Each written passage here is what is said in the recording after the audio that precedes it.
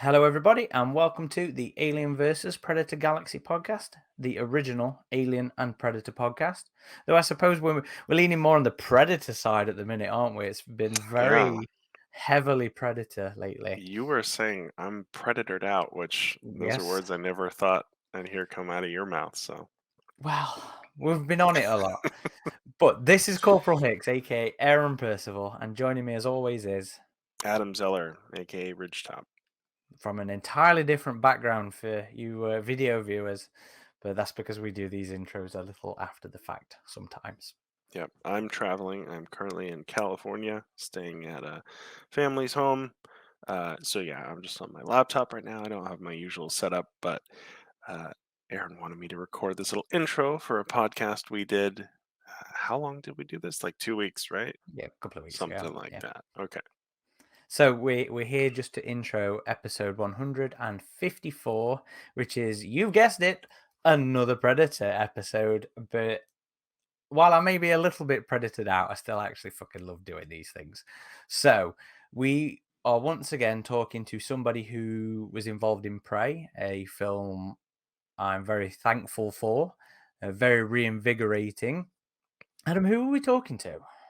We are talking to Bennett Taylor, who played Raphael Adolini, and it was a really good discussion. It was interesting hearing his thoughts on the previous iteration of the character because he was aware of that, as you'll discover.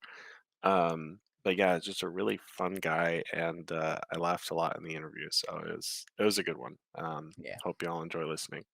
And it was cool to actually get to see somebody portray, this character on the screen, and it was a fantastic opportunity to chat to him.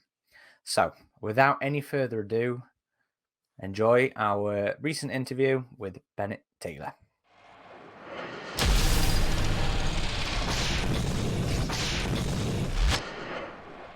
So, Bennett, first of all, thank you for joining us. It's Yeah. always a pleasure to get to speak to the folk who make these films that we enjoy so much, and especially somebody like yourself who's taken on an iconic, if mysterious, yet not well-known character, shall we say? Mostly because we'll get into it. We'll get into it. But It feels it. I think you hit it right on the head. but before we dive into Predator and Prey, just wanted to ask you about yourself outside of Raphael Adolini. Please tell our audience a little bit about Bennett Taylor. Who are you? What do you do? And what makes you tick? Okay, my name is Bennett Taylor. I collect Pokemon cards. This is my binder right here. I've got I'm trying to go for a national dex, so that's just one of each type. So He's speaking your language, Aaron. Yeah. I'm missing Well, 35 cards. actually, Bennett, before we go off, let me show you something. Oh my god! It's not Pokemon, but it's Alien and Predator. Wow. Collectible They're card game. signed too. Yeah, the glare on that's awful.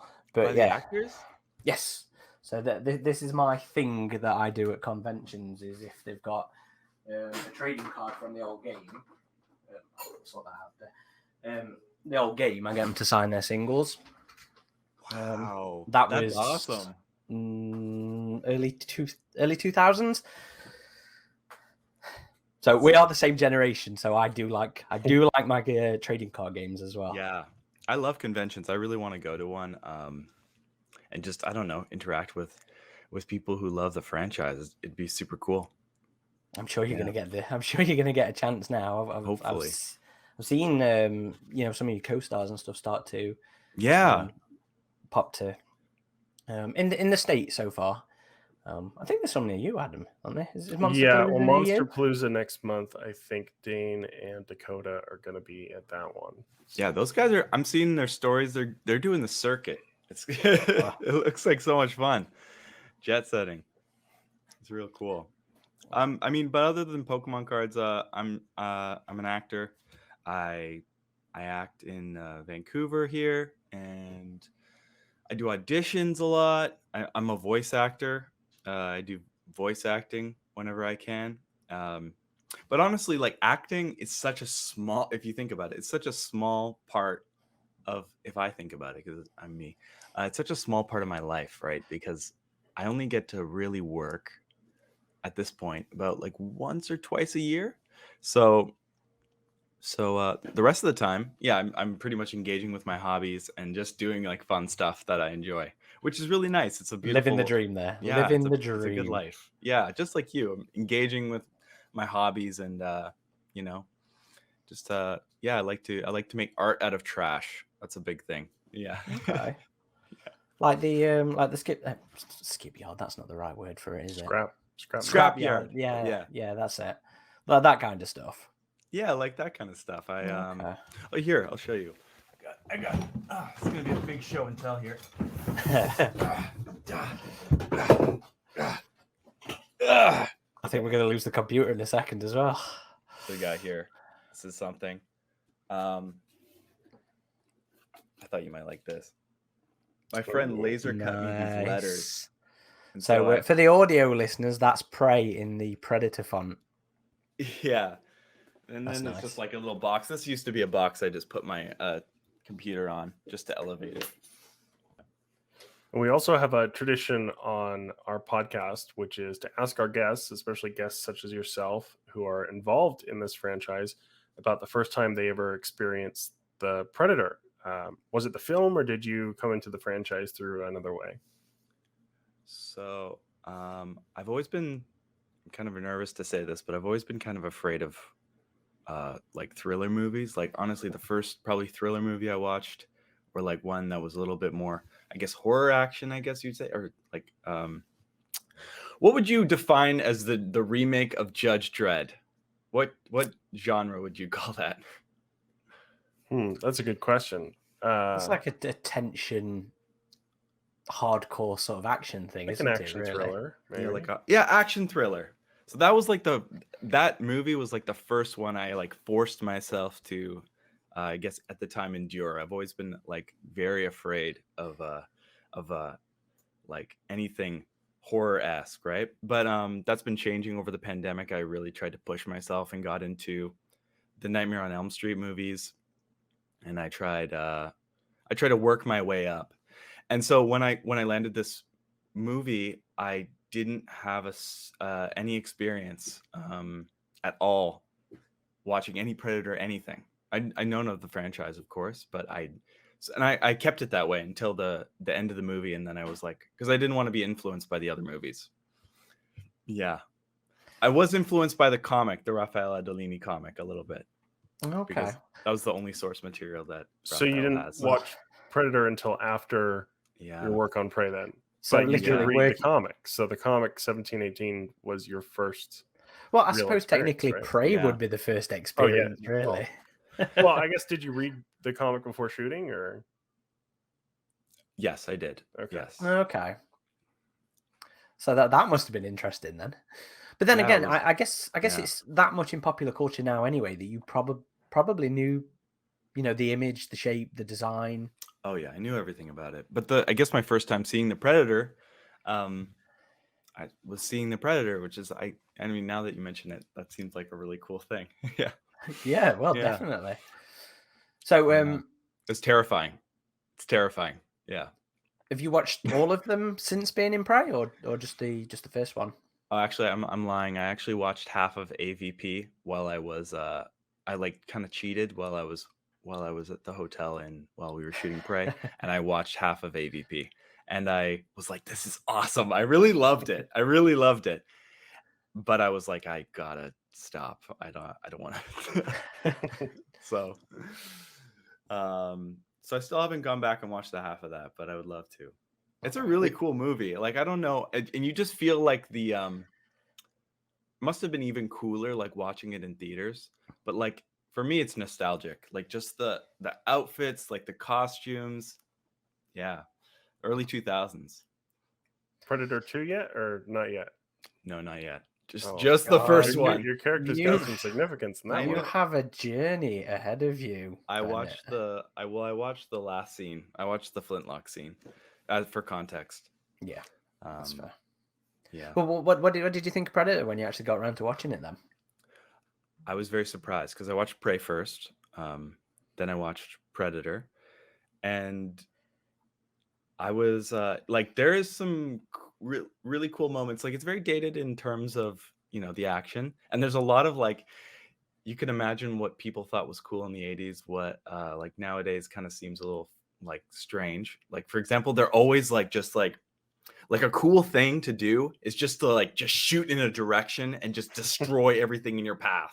And so there's lots of shots of them just like, bah! You know, just mowing down the jungle. And for me, I'm like, well, what are they doing that? They're not actually hitting anything. Like you can tell it's like a Dragon Ball Z sort of thing where they just kind of shoot in a direction. You're like, oh, that didn't hit anything, or he's gonna walk out of the smoke, or so that was super interesting. But the coolest moment is the showdown with Arnold and the Predator. Is just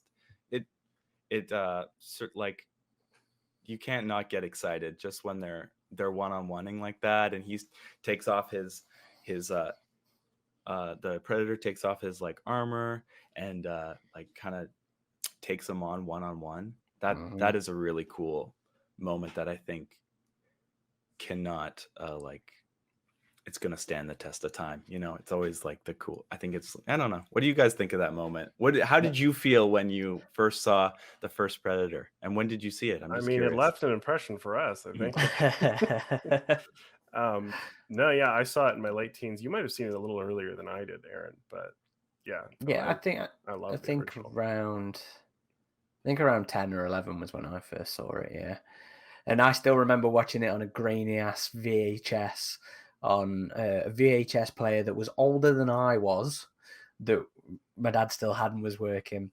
But yeah, man, that showdown, I think, will forever stay as one of those iconic pieces of cinema, because it's on a technical level, you know, it's constructed so damn well. And Stan Winston's work on that jungle hunter suit, you know, he still looks so lifelike. He still looks so real. And just the entire way that sequence is structured is brilliant.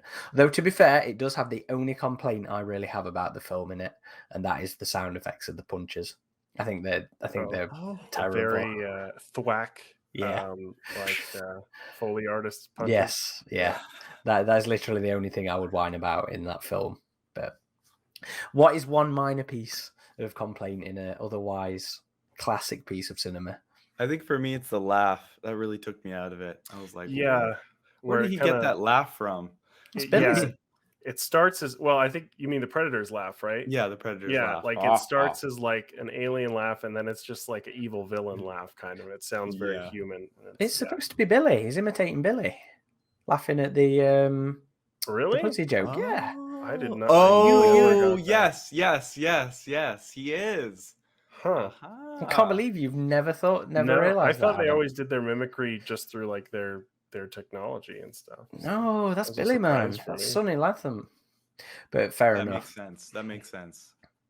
Well, we need to get you on those other films, Bennett. You can stop at The Predator, but at least give Predator 2 and Predators a watch. Yeah, I think I might as well watch it all. And AVP, since you were liking it already. Yeah, I like to defend that one. Aaron's not as big of a fan, but the Shane Black one was actually filmed in Vancouver here, and I heard so many strange stories about it while I was on set on Prey. There's so many like just stories of them purchasing things and then never using them, and just it being a hard set to work on. That film's one we to the side. And do you think they should release the Shane Black cut? Oh, for sure. Out of morbid curiosity, yeah. Not out of any. There was also so much work that ADI did that was cut from the film. Like when we had the suit actors on for that movie, they were like, "We saw the movie; it wasn't the one that we made," you know. So, and I think I talked to someone who had seen a test screening of before they reshot the third act of the movie, and he said he thought it was better. So, yeah, I would love to see that cut. But also the second AVP movie shot in Vancouver as well. So there have been 3. That's right. Yeah. Shot in Vancouver. Requiem. Yeah. Mm-hmm. But you've already mentioned that you're aware of 1718. You know, the one source that was this exploration of Raphael Adolini. Oh, damn. He's got the... This is the coolest thing. So not even one of the reprints. Nice. For our listeners, Bennett's showing off his bagged and boarded comic of the original Dark Horse Presents 1718. It's an original one. It's I think not, so, isn't it? a reprint. Decade of Dark Horse. It may be a reprint, but Yeah, maybe. I mean, it's still awesome. So I think it's so cool. I read it online initially, and then I was like, I got to get this comic. Yeah. Although now So I did a trade with a fan. Actually, I traded a signed photo for the comic because they had an extra one. that's a good trade. no, that is the original. It was published as part of a decade of Dark Horse. So like celebrating their first decade, that Yeah. comic was part of it. Yeah. Okay. And that's such an iconic piece of Predator lore, I guess. So you read that before you started filming, you said?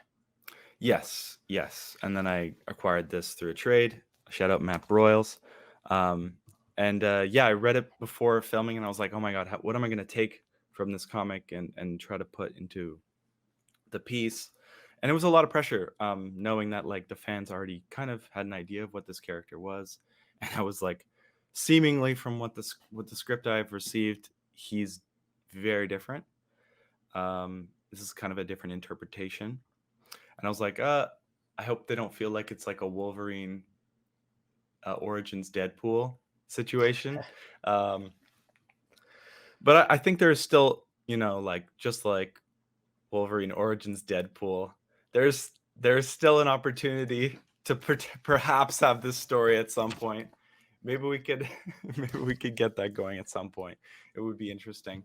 And honestly, I was like reading the comic again. I was like, oh, this seems like pretty doable, like in terms of like fan films. I was like, all you need is just like a beach and like a jungle, one predator, and a bunch of pirates. Maybe some CG for the boat in the distance. And fan films have got that sophisticated these days that it's. Have you seen? Predator Dark Age? Dark Age, yeah. Oh no. It's like a medieval Predator fan film. I just saw it for my first time recently, Aaron, and I thought, what? It took me long enough. Dude, that is like 8 years old. Well, I finally got around to it, but it's good. It's well worth watching. Yeah, well, I'll have to link you to that. Yeah, it's medieval knights and the Predator. But yeah, there is precedence for stuff like that, so that'd be really cool. And I know that there's a group out in Scotland that does all that does a bunch of stuff like that. Isn't that Alistair, right? Yeah, I think he's part of it. And then there's the UK Predators as well. And yeah, there's loads of costuming groups. It's awesome. And there's such a good resource that the fan films are actually using, and quite rightfully so. It's brilliant. So this medieval version, like when did that come out? I'm just curious. It was like 2014. I'm sure it was. Was it that long ago, Aaron? Yeah, or 2016, something like that. That's cool. 7 years ago. Wow. So 2015. Well, it's still probably like, I don't know. For some reason, I was thinking like early 2000s, but I'm imagining now it must look pretty clean. Yeah. Yeah, it looks genuinely good. Oh, that's awesome. I feel like now that we saw the Predator in like the 1700, I think we now where else, what other timelines can we see him? So what timelines would you guys like, or like time periods would you like to see the Predator? Well, yeah, that's been what's so cool about Prey, right? Is it's unlocked that thing that we as fans have wanted to see for so long. Like there's been a lot of stories. There was a Predator anthology book that had a lot of stories in the past. Like one was in feudal Japan, one was in the Old West. There is a feudal Japan comic? It's a short story. Short story. Yeah.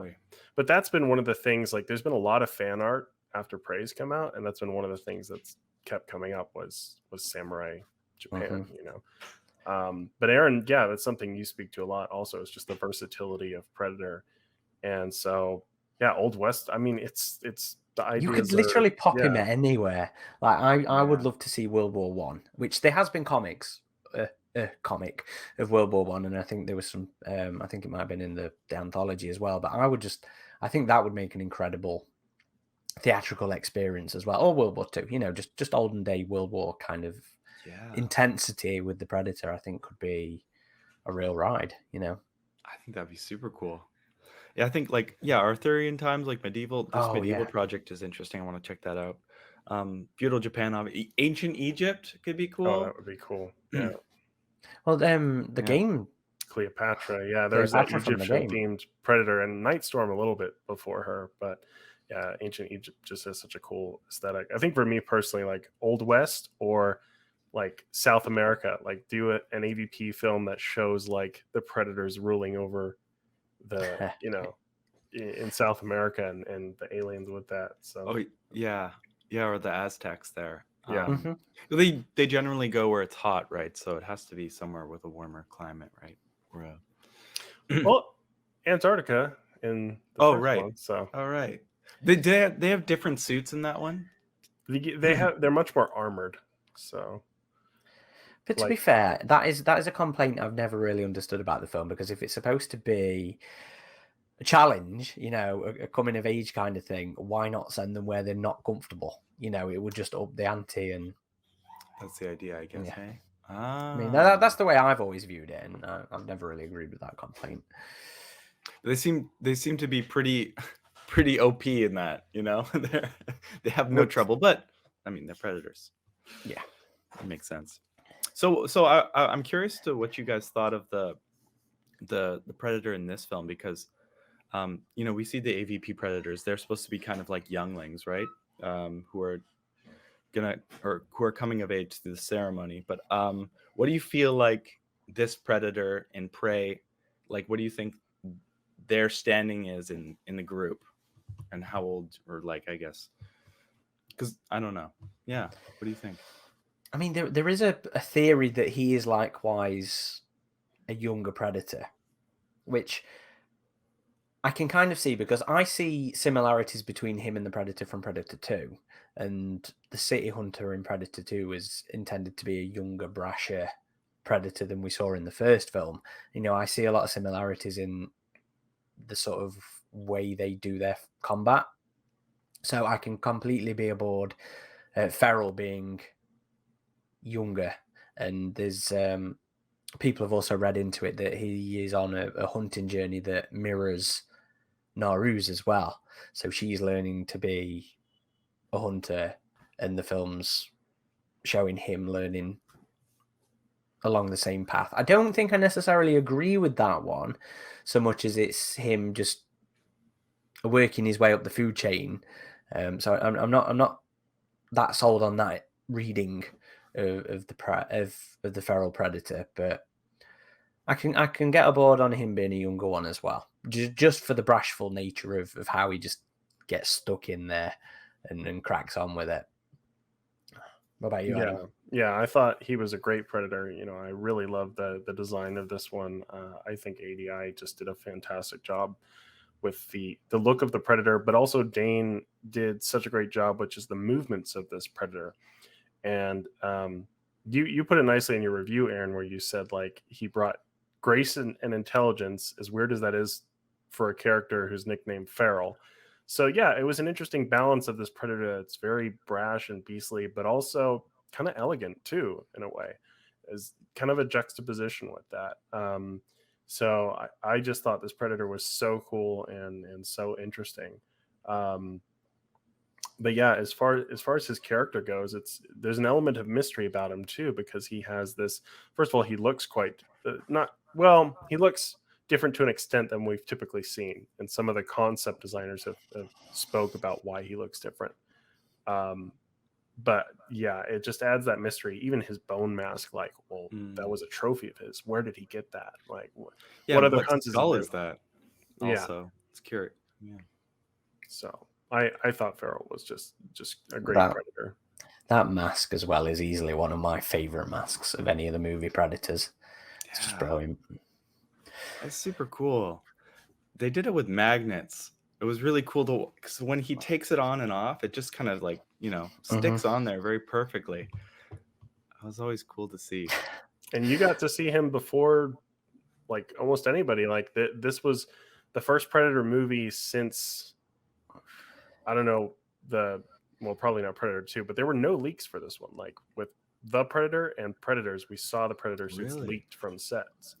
Oh, But Really? with this one, nobody saw anything until It that was first nailed tight. trailer. Damn, I guess I could have leaked it, hey? That's kind of weird to think, hey?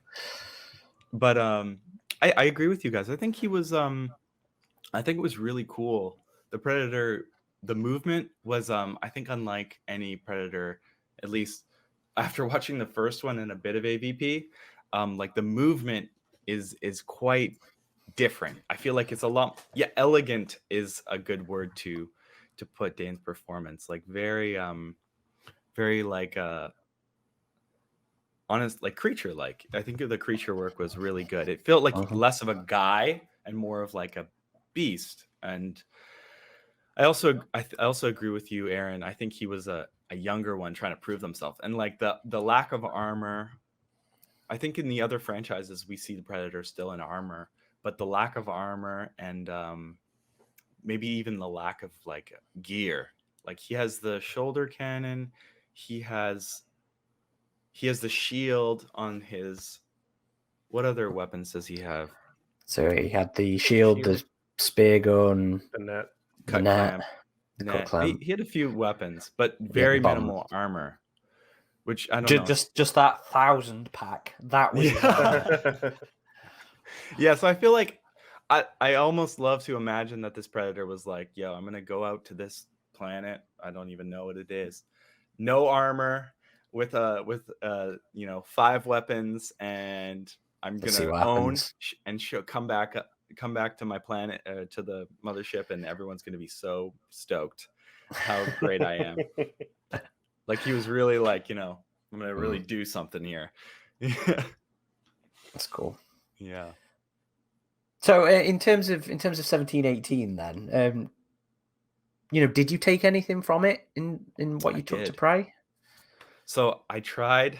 I remember. So on the like Dan Trachtenberg, I found was he's unlike any director I've ever met. It felt like I was working on an indie film where it was like my buddy who was running the show, and it was like he directed like there wasn't 100-person crew, doing everything, and that we had as much time as possible. And so that was super strange for me. I was like almost like worried for him. I was like, are we wasting time? Are we? Because first on the scene where I give Amber the gun and I'm teaching Naru how to use the gun. Dan, this was like the scene that I've been waiting for. I was so excited for it. And it was completely different in the script.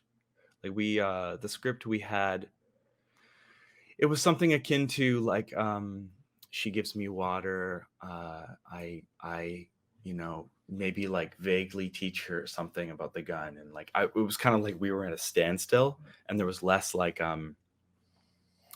it's like almost Raphael hadn't given up, like trying to be enemies with this person. But so like when we had to shoot the scene, me and Dan and Amber were just standing in a circle here. The whole crew was surrounding us, and Dan's like, well, how do you want to do this? And I was just like, and he was like looking at me like I was supposed to tell him what we were supposed to do. And for me, it was just, I was like, you tell me what to do. You're the director. And Amber's like, well, I think, she's just, as the lead, she has a lot more ability to say what she wanted for the character. So she was giving her ideas, and Dan was like, well, no.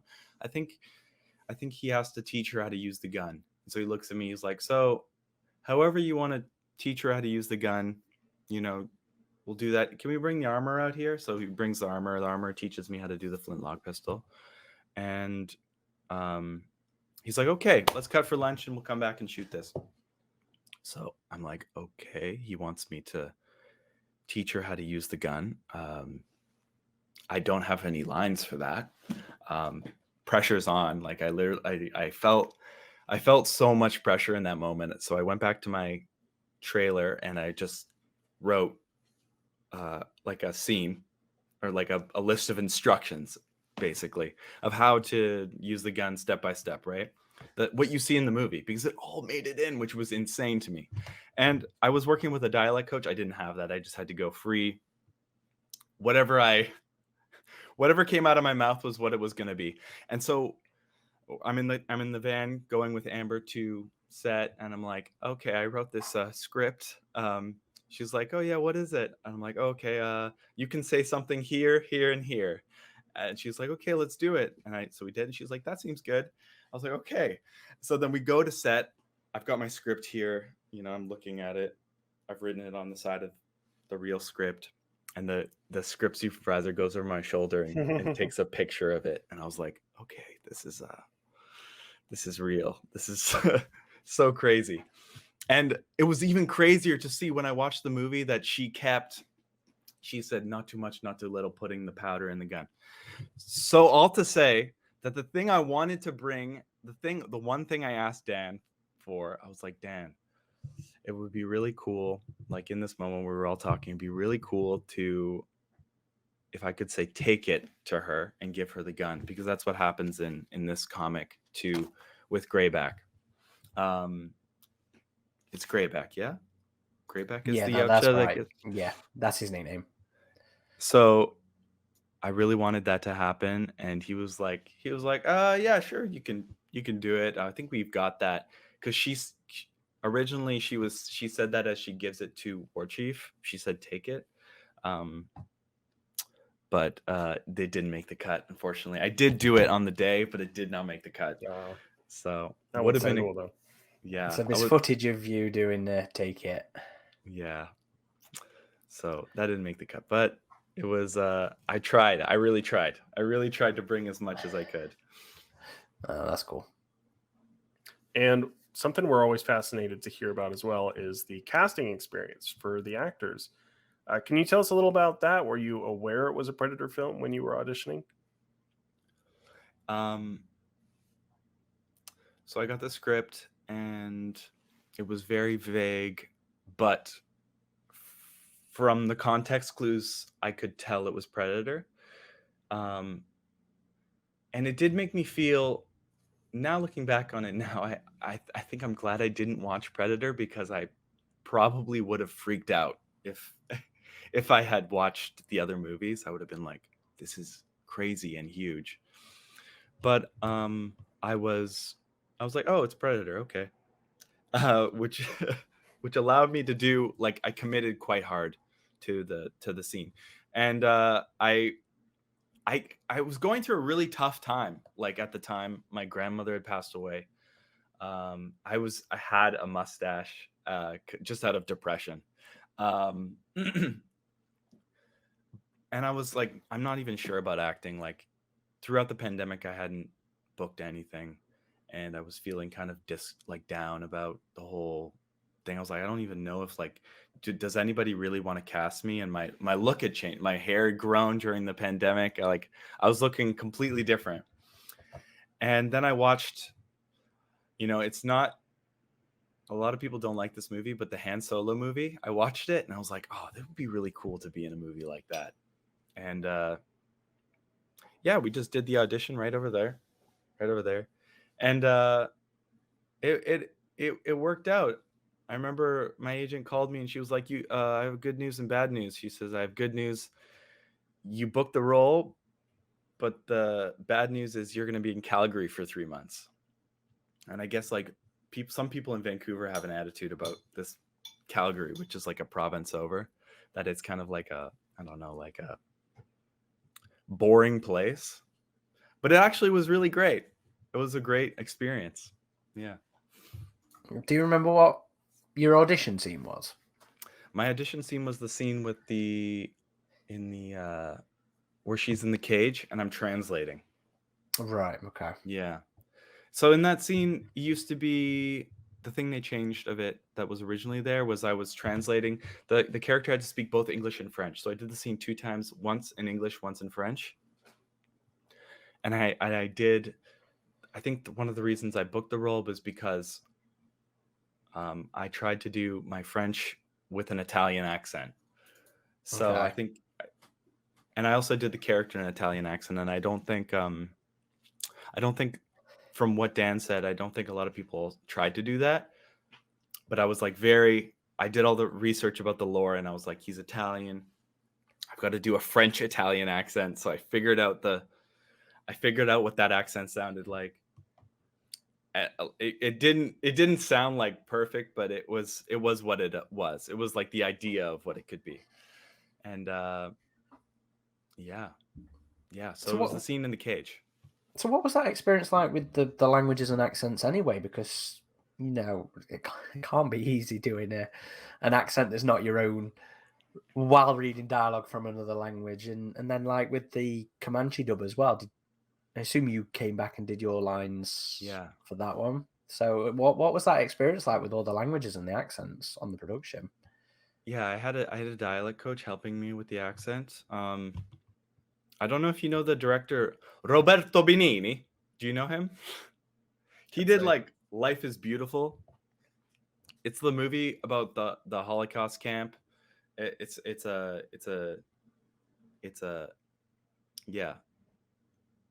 during the Holocaust, and it's Roberto Benigni and his son, and it's a story of like his dad makes it like a game. Like they're in this camp, and he makes it a game, and he kind of plays it off like it's a no, you haven't seen this? It's really good. I think I've heard of it now that you're describing it, but I don't think I've seen it yet. So his accent is very vivacious and like big, and that was just my go-to. So I would just always be like c'est un bon soir aujourd'hui. Tout le temps on parle français comme ça parce que Roberto Benigni parle français comme ça. Donc that's kind of like how he would do it. So because he also speaks French. So I was just doing that the whole time. But I was one thing I found was like kind of tough was I was trying to I was like, I don't know if that's gonna read for this character. Like he seems like very like not vivacious and not excited and kind of like in the can we swear on this podcast? Yes, we do plenty. Oh, he's in the shit, he's just like covered in gunk and his legs chopped off and everything sucks. So he's probably pretty but I tried to find moments of light and stuff like that. What was your other question? I'm sorry. I lost track. Oh, what was it like with the languages and the accents? Oh yeah. And did you do the Comanche dialogue as well? The Comanche dialogue. I'd love to talk about that. It was really hard. But also I think Comanche is there's like a silent vowel in Comanche. So it's like it's hard to wrap my mind around as an English speaker, but there's a lot of parts of Comanche that are intuitive, I guess, to English, but then there's lots of parts that are like very, very strange. I went back and listened to my Comanche dub recently, and I was like, I don't think it was that great.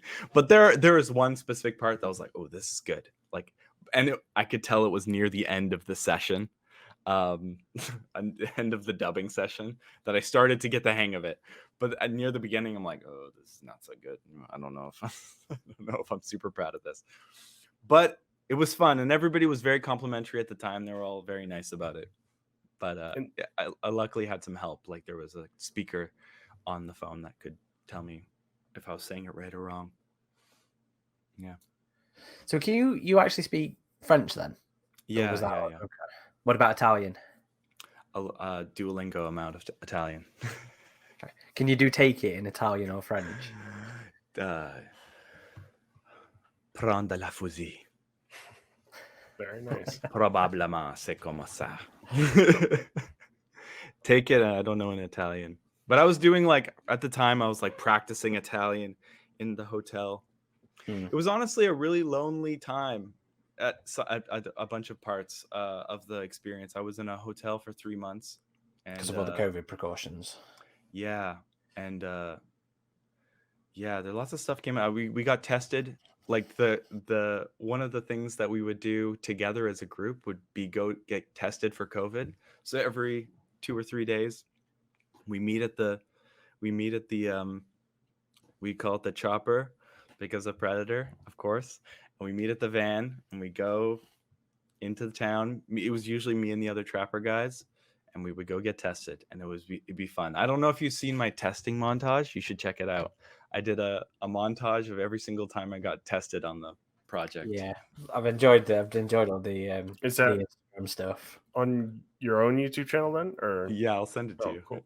It was good fun. I made a lot of good friends like through the project, but yeah, there's a lot of downtime. A lot of time you're just kind of by yourself. You know, what am I gonna do? So you got to make plans, or else you're gonna be Go stir crazy. yeah. Especially we had a quarantine, and I know Dane. For what Dane did in quarantine, he would at 3 a.m. leave his hotel room and he would go down the stairs in like this very secret staircase that's off to the side. He would do 30 stairs down and then 30 stairs back up on the other side, crawling like an animal as as training on all fours. Great. Yeah, I was like, that's the first time I met him. He told me this. He's like, yeah, I just around 2 or 3 a.m. I go and do the stairs and I crawl up the stairs. So if you hear anything, don't worry. It's just me. I think he said there was an idea at some point that Farrell would crawl on all fours.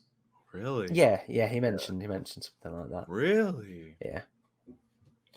So speaking of things that you could do in your downtime, you know, I know a lot of actors tend to come up with background for the characters, you know, to inform their performances.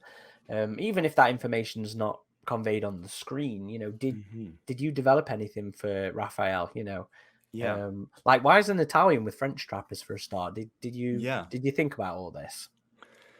Yeah, I felt like Raphael was my idea of him was he came from Italy to find adventure in the New World, right? And he got this gun. He was given this gun by his grandfather, who was a gunsmith. It was very exciting. And, you know, he came to the New World with a promise to, you know, explore. And he did manage to explore, and he was able to stay with the Comanche tribe. That's why he understands Comanche. But the tribe was killed by the trappers, like a separate tribe from the Comanche tribe that we see. And he was taken, and he's kind of like, honestly, he's not on the same level as the trappers that he's with. I always felt that, even with as soon as we were acting in the trapper group, I felt the vibe that Raphael was definitely like lower class than the other trappers, especially because he's not a native speaker, and his only real use for the other trapper guys is to translate. He's not a good fighter. He's not a good almost hunter. like a hostage then. Yeah. Okay. So I'm kind of like I'm stuck with these guys. They're mistreating people. I can't really do anything about it. Otherwise I'm gonna get killed. So I tried to like really help Naru in my scene with her. I'm like, I'm really trying to help you. Like, I'm just trying to get information so that you don't get killed, because that would be terrible, and I don't want to get killed either. So this is what I have to do. And yeah, he's very desperate and very like stuck, I found. Yeah, I think that even though he doesn't really have the heroic portrayal that he does in the comics, I mean, he's not overtly villainous like we see with the French fur trappers. So in your kind of interpretation of your own character, do you feel, I guess it is kind of an obvious yes, that he was disapproving of the trappers taking Naru and Tabe as hostages? I really think so. Yeah, I was really pushing for that. I was really hoping for that. But also he is unfortunately part of the whole group, and he is still kind of out to save himself. he's not heroic, but he's kind of like a he doesn't like it. But yeah, the trappers are pretty trash. I don't know if you understood the French that they're saying. It's just the grossest stuff. Yeah, we did read. Someone posted a translation of it in our forums of all the Yeah. different lines. I don't. There's Troy. Troy pulls Big Beard aside. He's like, "On peut toujours utiliser." Do you remember that line? Yeah, it's like maybe we'll use her or something. I was like, yeah, gross. And he improvised that. It wasn't even a line in the script. He's like fully in character, Troy. Oh, he's great. Oh man. So something we're always curious about as well is, you know, that first experience walking on the set. Do you remember your first scene? Yeah. Honestly, it's funny, guys. I was barely on set. I was on set for I was there for 3 months in Calgary. I spent about maybe 3 weeks total on set. Like total. It felt like that. So a lot of it was just being on standby then. Yeah. Right? A lot of it was on standby and just doing the same two or three scenes over and over, being like, okay, there's a big moment. I'm gonna make like as soon as I'm called, I'm gonna do this, and I'm gonna really make a good job. My first time on set probably was, if I can remember, it was the scene where I did that. Oh yeah, my first time on set was the gun, where I'm holding the gun and breathing and being like, okay, I gotta shoot the predator. It's like kind of like probably the one heroic moment Raphael has, and it really doesn't work out for him. And I don't know if you caught that. That's where his leg gets cut off. Yeah. It's kind of in the background. It's a long shot. I saw it in a rewatch because it's like a really intense shot on him with the pistol behind the tree, and he's getting ready to turn, and then he's almost like in the background when the predator throws that thing. So it was kind of an odd one cut to another with there. Yeah, they definitely were like prioritizing the cool stuff that Dane was doing in the front. Like my experience was every time I came out, he was doing the just crazy choreography with all these stunt guys, and I just kind of shot and then ran the other way. And that day they on the call sheet, I saw like a Raphael stunt. I was like, oh, cool. I get a stunt guy. He's going to be able to there's going to be some stunt involved. And I get to set and I'm like, where's the stunt guy? There's nobody who looks like me. And then the stunt coordinator is like, okay, Bennett, we're going to have you like land on those pads over there. So I'm like, okay. We start doing the stunt. I'm running. He's like, okay, bang, you get your leg chopped off. So I fall into the pads. And he's like, okay, I'm going to change your run. He would change the run according to what it needed. And then suddenly I was running and I did about 6 takes where I was just like missing the pads. Each time I'm going past the pads and bang, I have to fall. And I'm just like crashing on the ground. And I'm like, should I say something? I don't know. I'm like, I'm going to slow down production. This is my thought. I was like, I'm going to slow down production if I have these greens people, they have to dig up the pads and then move it. And after the third take, I was like, I can't do this anymore. So I was like, hey, can you move the pads? I felt really bad, but later on the other trapper guys were like, no, you definitely should have done that, because if you get injured, it's going to slow down stuff. So I'm glad I did that. But yeah, it was definitely tough. And you don't even see the stunt. You don't really even see it. You kind of see me go down a little bit. Yeah. But each time I was like hitting the ground. Giving it plenty of commitment to the fall. Yeah, I was doing my best. He was like, really, just imagine your legs getting chopped out from under you. Really go for it. I was like, okay. Yeah. That's cool. Yeah. It was a really cool experience. Yeah. Aaron, are we on? I'm on 8, mate. 8, okay. Yeah. So speaking about when you finally make it to set, what was it like seeing the fully costumed predator for the first time? Terrifying. And they make him wet. Do you know that? They spray him down, right? That's when he looks his best. Constantly getting him moist. And I would be like lying on the ground trying to be inconspicuous, and they'd be like moistening him and all this water would be falling on me. It was kind of nice. And he's just terrifying. The animatronics are going.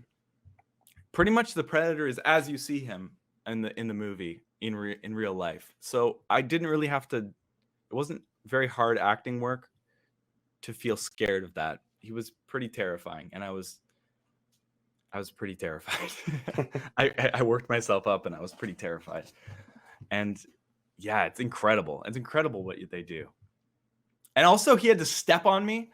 I don't know if you, and that's not when he steps on my leg, because that's like a fake leg. But there's a part that didn't get into the film where Dane does his downward like Wolverine claw thing, stabbing me, and then apparently like what would happen is his Dan Trachtenberg was like, his claws get stuck in the ground. Okay, so you got to really pull it out. So step on Bennett's chest and then just. So Dane would put his foot like on my chest and then go, and then he was like, yeah, Bennett, just really like push up on Dane's foot. And having Dane's foot on my chest I was really trusting him to not crush my ribs. Dane's like 300 pounds. So that was scary. That was probably one of the scariest moments. I was like, okay, I'm really trusting you, Dane. Do not kill me. Yeah. At one point he stepped on my fingers because he can't really see. His vision is very limited. But otherwise there was no issues. No lost legs. No lost legs in real life. And tell us a bit about your experience working with that prosthetic. Like, what was it trying to perform as if you were missing a good portion of your leg? Yeah, it was really cool. A lot of the time I'm like sat like this, like on my leg, and so I'm just sort of. They dug a little crevice in the ground and my leg's in it, and then they have a little prosthetic on the knee with like a little pumping the blood, and it was a really cool experience, but my leg would fall asleep a lot and I had to get up and kind of shake it off. I was there for like definitely a few hours. And then at one point they had one leg is out and then the other leg is dug into a hole, and then I have a whole fake leg for the predator to step on. Yeah. So that was crazy. I've never had anything like that that intense, probably wound that intense in acting. And didn't you have fake teeth as well? Yes. Is that right? Good reminder. I had, that was a whole other issue. I had to act with the fake teeth. And the accent and the foreign language. So that was very, very difficult. I just basically in my hotel room had to spend a lot of time just going over the lines with the teeth until you could just speak normally with the teeth. And then, you have to like adapt your mouth. Did that take long to get to grips with? Yeah, it did. I think I have my teeth right over here. Now that is a souvenir. You want to see them? Sure. Okay, I can grab them 1 sec. All right, here we go. So we got my actual teeth. It's like, this is the mold. Okay. And then they got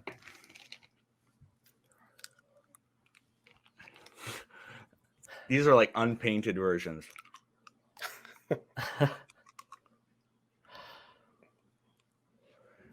Also they like cut my mouth sometimes.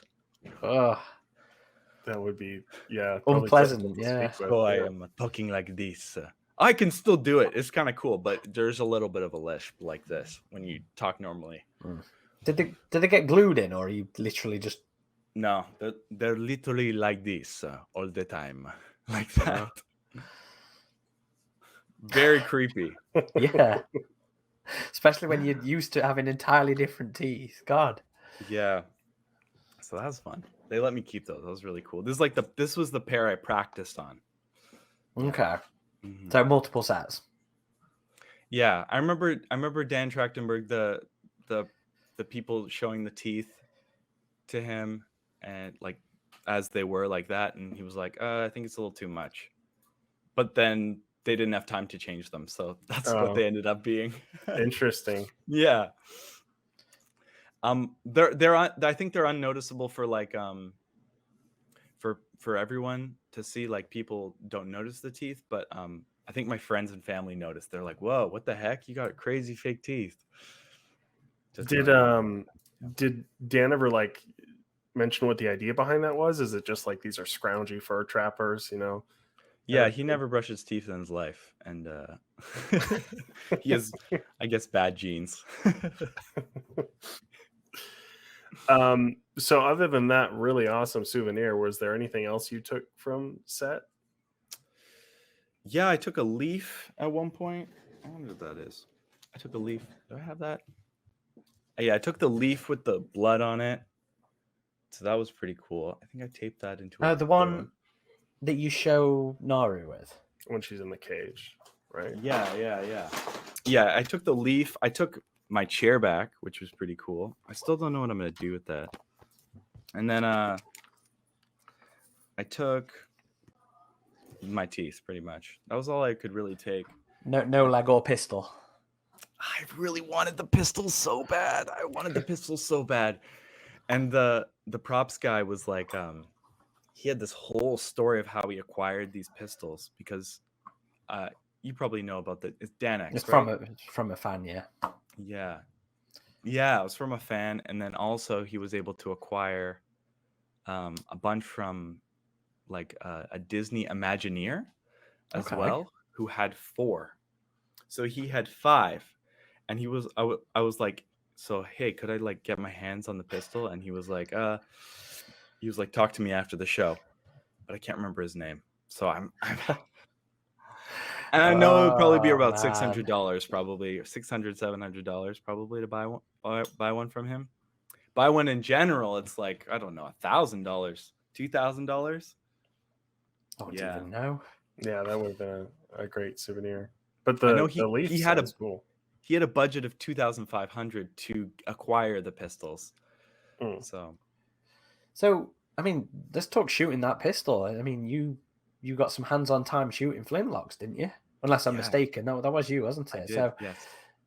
Tell us about that. You know, had you fired conventional firearms beforehand? No. Oh yes. I shot a Desert Eagle at a lake. No. Okay. It wasn't a Desert Eagle. It was like a 22. I fired a 22 at a lake. So it was definitely not like that. It was like it's 2 explosions, if you can imagine that. So you pull back the thing and it hits the thing. This explodes. Then the secondary explosion happens in the chamber and it sends out the fire. The first time I did it, it was really, really cool. It shot like a giant fireball out of the thing, which wasn't supposed to happen. And they were like, "Oh, probably we got to put a little bit less." A bit too much. Yeah. Well, no, what is it? Not a little, not. Oh, what's the not line? Too much, not too little. Yeah, that's it. Too much that time. Too much. So then, yeah, we pretty much only got to try them in terms of we only got to try the pistols like in a field, like before shooting. Yeah. I didn't get to do it on the day. The time I was supposed to fire it was when I was running and shooting, but the armorer was like, "Yeah, that's not a good idea, because when you fall, you're gonna like land on the pistol. It's gonna hit you in the head." So he didn't want me to do it. So we stunt pistol for that bit. Yeah, it was like a rubber version. Right. Okay. So all the flintlock weaponry, were they like actually firing blank rounds then, or? Yes. Oh, cool. Yes. So the scene where all of them are in a line shooting, that was really cool. I got to watch that. It was really cool. It was like, it was incredible to watch. Yeah. I want it just be the gunpowder in that bit to make that work.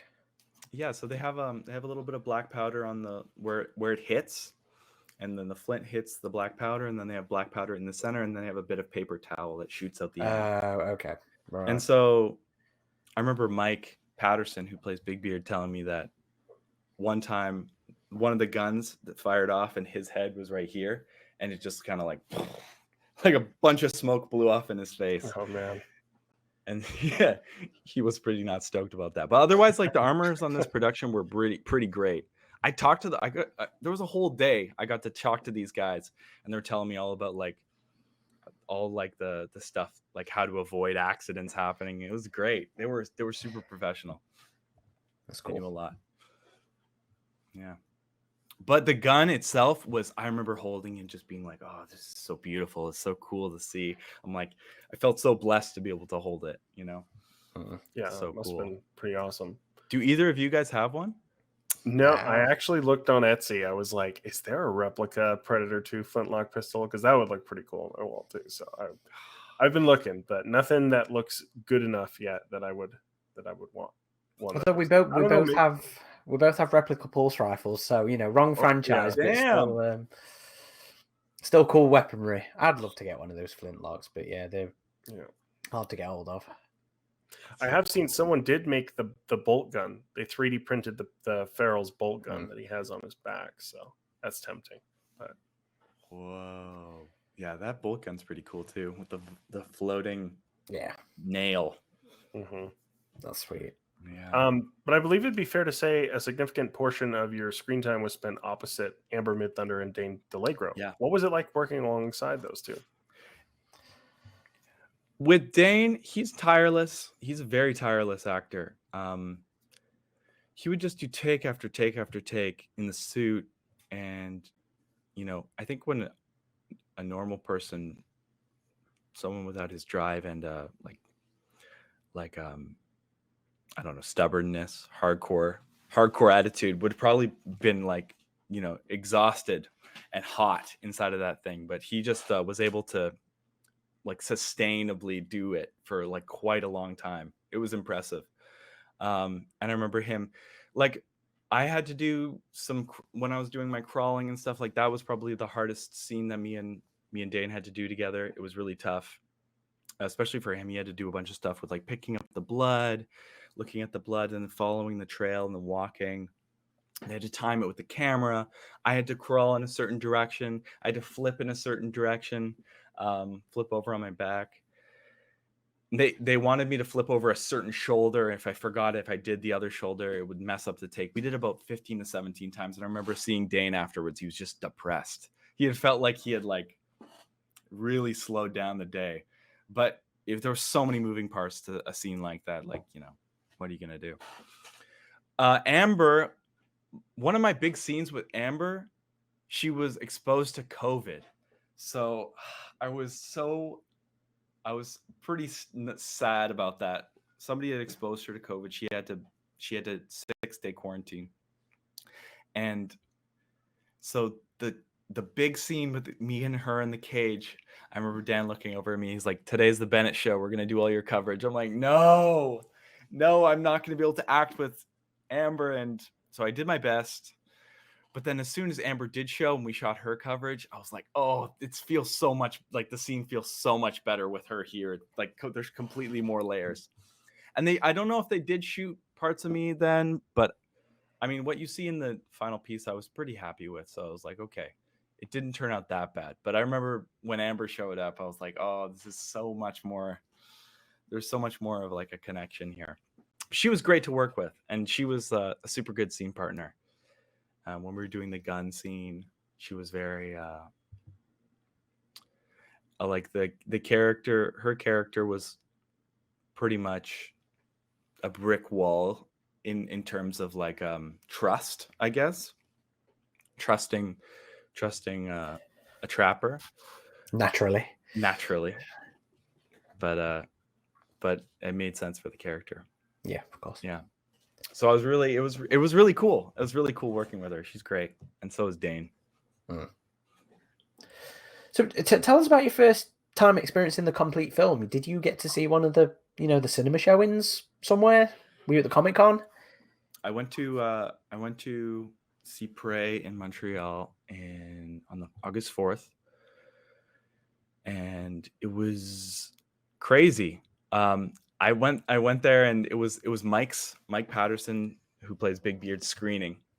And I dressed up, everybody was dressed up in cosplay. I dressed up as Mario and I showed up. And, that's what those pictures are from. Yeah. Okay. I left. I remember leaving the theater and all my family were there. They were all my family in Montreal were there, and they were all very stoked about very happy and congratulating me. I remember walking out of the theater, and I remember hearing people in front of me say, like, it's really too bad what happened to that guy. He got his leg chopped off.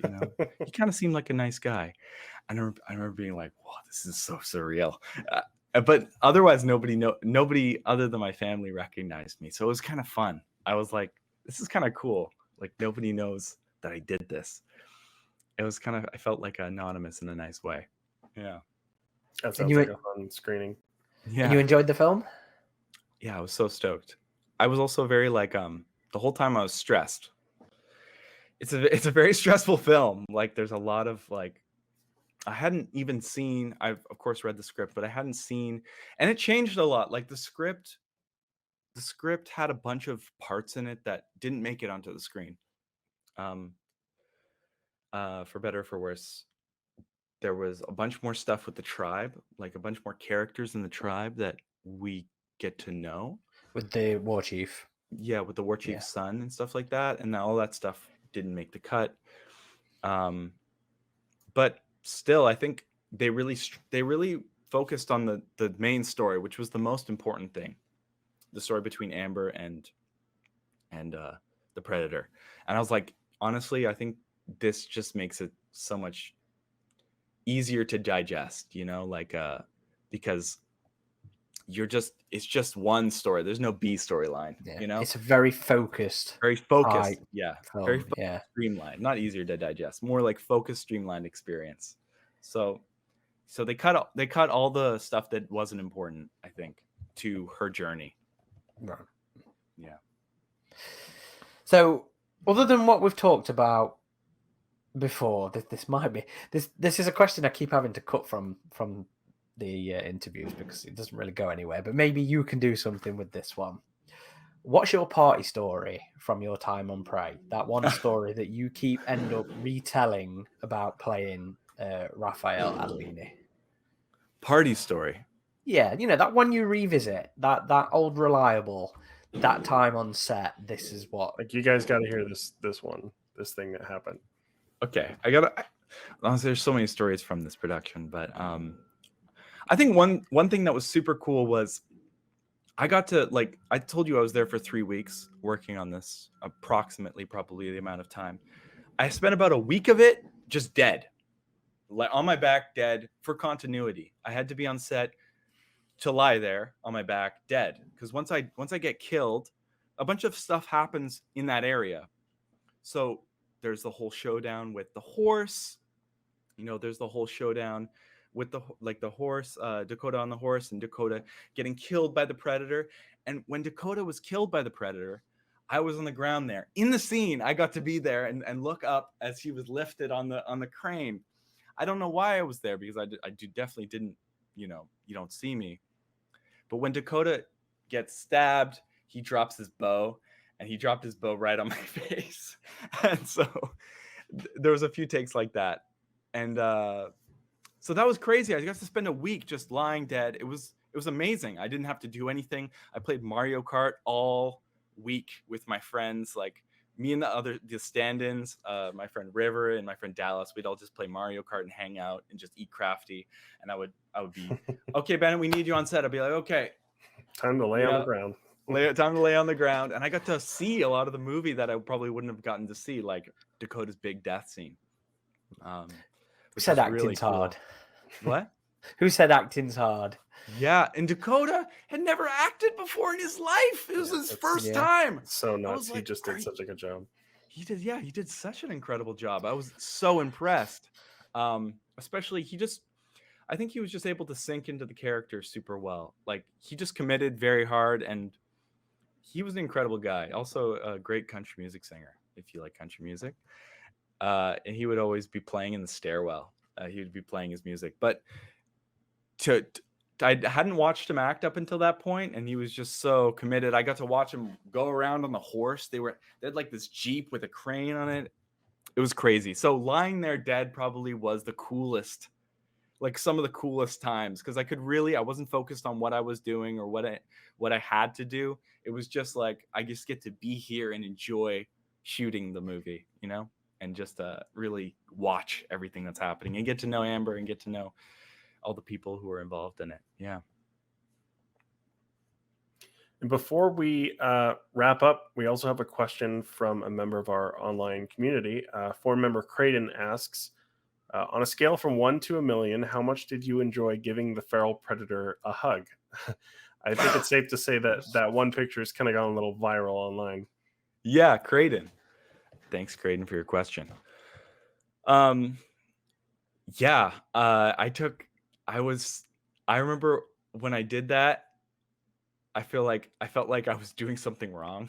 Like I definitely felt like Dan was very, very gracious. He was always like, "Oh, you want a picture?" Because and I'll be like, "Yeah, I want a picture." And he stayed in the suit for that photo, which was also so gracious because I know that can be uncomfortable. So I definitely hugged him, and then I was just like, oh, I don't know if this is the right thing. Whatever, we're already here. We're just gonna do this. This is already here. Yeah, and so I took a few pictures like that. Honestly, every time I after that I was like, okay, I'm just gonna every single time I get to take a photo with the predator, I'm gonna hug him. Yeah. So it made for a great picture. Yeah, it's a wonder. I'm so glad I did that. I do love some of the memes that have come out of the behind the scenes stills as well. Yeah. That one of Dane in the suit with his head in his hands, that's become a bit of its own thing. It's brilliant. Yes. Yeah, he's holding up his head so that's just not weighing on his neck. Poor guy. Dang. But that is actually everything. But yeah, guys, this has been so fun. Before we let you play dead and try and escape us, is there anything you'd like to share, any thought or anecdote that we just haven't given you the opportunity to with any of our questions? Well, I just want to share that I really enjoyed this interview. It's super great. Like, it's nice to meet you guys, and like, it's really cool to like honestly nerd out about this stuff because I guess I don't have a lot of like super like people who are super into this franchise in my life. So it's cool to be able to like, talk to you guys and be able to share the passion for the franchise. And I feel like I owe it to you guys now to watch the rest of the franchise as well. Yeah, I don't have that pressure in my real life, so I'm like, let's do this. We got to do this now. Okay, so we'll just have to tweet you like once a week. Have you done it yet? Have you watched Predator 2 yet? Please do. Please do. Thanks Honestly, so I'll tell you once I do it as well. Cool. Yeah, thanks so much for joining us. And yeah, it's always great to talk to anyone who's involved with these movies that we love. And we're glad you've gotten introduced to it. And here's hoping we see you in a fan film too. Maybe a different version of Adolini. That would be really cool. Really cool, guys. Is there any... Sorry, go ahead. I was just going to say, admiring your guys' collections. I'm really proud of you guys. I just want to say I'm proud of you guys and all the like the cool spaces you guys have made for yourself. I think that's really awesome. And don't let it get too out of control, but it's looking real clean right now. It's like looking real organized and clean. But I hope you get the pieces in your collection that you're looking for. And I hope you get some more guests on, of course, that are part of this amazing franchise, Thank you. Well, we do have some more lined up for people wondering. There's a recording. We haven't released it yet, but we spoke to Dan Trachtenberg, the director. So if you're listening to this and you haven't heard Dan's interview, go back and check out Dan. And there's a few others we've got in a net ready for this. We've done more interviews for this movie, I think, than we've done any of the other films. Yeah. It's just been so cool how well received this movie's been, just among not only the fans, but just people who weren't really into Predator before seem to just really like this movie, and the critics. Like it's really unusual. I think you get a movie that's very pleasing to fans, critics, and just general audiences. And this movie hit all those marks. For sure. And I really hope that it allows you guys to have some more content to watch and some more, like, if we have another movie, imagine all the guests that'll come for that, and then more, and then the empire will grow. Yeah, that is the hope. Well, there's Alien in the works, and really, there's a series and there's a movie, and see if you can audition for that. I know Bill Paxton did both Alien and Predator, so there you go. Yeah, double it up. So if anybody's out there casting for Alien, any role, I will take service worker. I will push like a Well, cart. Anything. I believe Dan Trachtenberg is friends with Fede Alvarez, who is doing the new Alien film. So go hit Dan up. Let me text Dan. Is there any social outlets you want to signpost people to if they want to come and bother you? Yeah, please check out my YouTube channel, Ben Tayman on YouTube. I open Pokemon cards. I have about 2 to 3 more Pokemon cards openings to edit, and I will do that. And then once I do those 3, there's no more Pokemon stuff ever again. Ever again? Yeah. It's just you know what it is with collecting. You gotta stop at some point. Where's the fun in that? You keep going. And you gotta trade the stuff that you don't care about so that you can get the stuff that you do care about, Yeah, that's always the tricky part. Yeah, you can't let it pile up too much. And you're on Twitter as well, obviously. Yeah, sure. Connect. Plug on my socials: Twitter, Facebook. Follow me on Instagram. Follow me on Be Real. What's up? Follow me on Snapchat, Pineapple Boy with 1 P, BOI. Thank you everybody for watching or listening. This has been Aaron Percival And Adam Zeller. And Bennett Taylor. Make sure to get to the chopper. That's great.